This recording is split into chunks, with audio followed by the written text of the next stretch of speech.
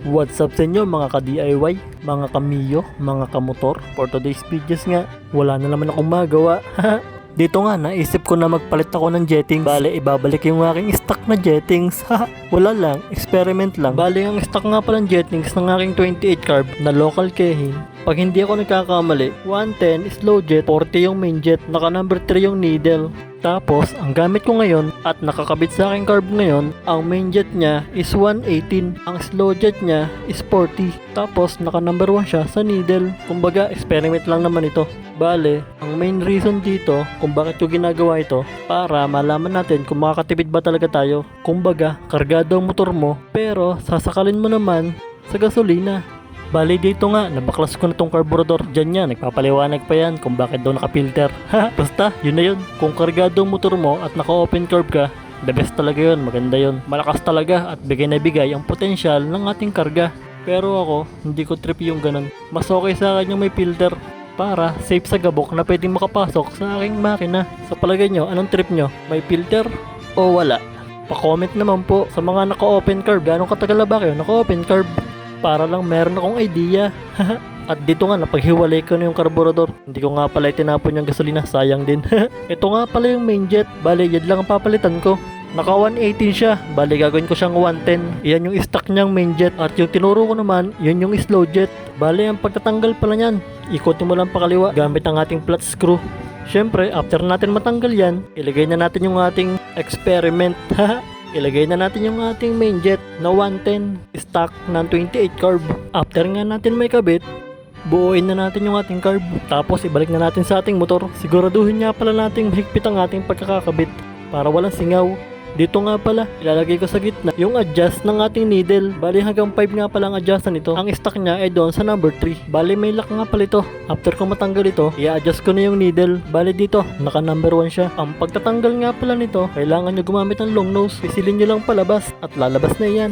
Saka naman natin ilagay sa number 3. Ginawa ko pala siyang number 3 kasi alam ko talagang mabibitin siya sa gasolina. Experiment ba? Experiment.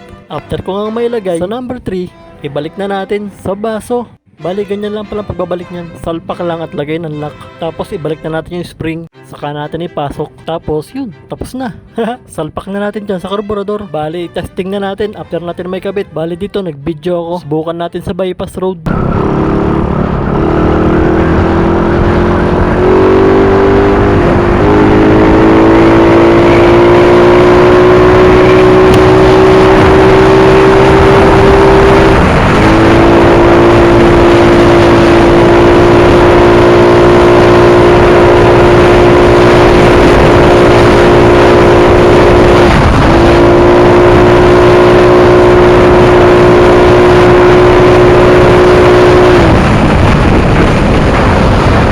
Kita nyo naman guys, pigang-piga na ako pero hindi pa nakaisandaan. Ibig sabihin lang nun, bitin na bitin talaga sa gasolina. Sa halip na makakatipid ka, mas mapapalakas ka pa sa gasolina.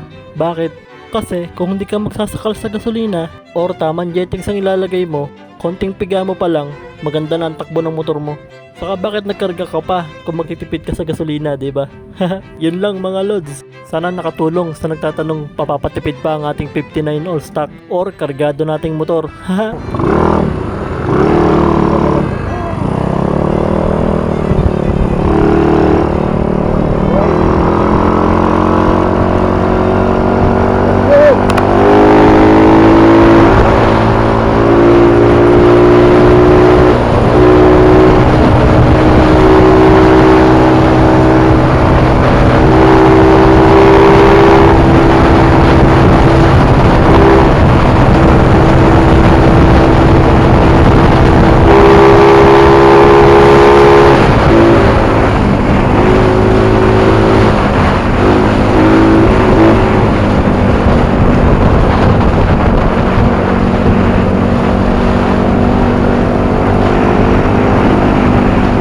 Iba yung aggressive ng tamang jettings mga lods. Kaya sana nakatulong ang video na ito. Ibigay natin yung tamang kailangan ng ating makina. Siguro kung naka 59 ka, itong setup na sigurong ito ang pinakatipid na meron pa ring power at kaya pa rin makapagsabayan.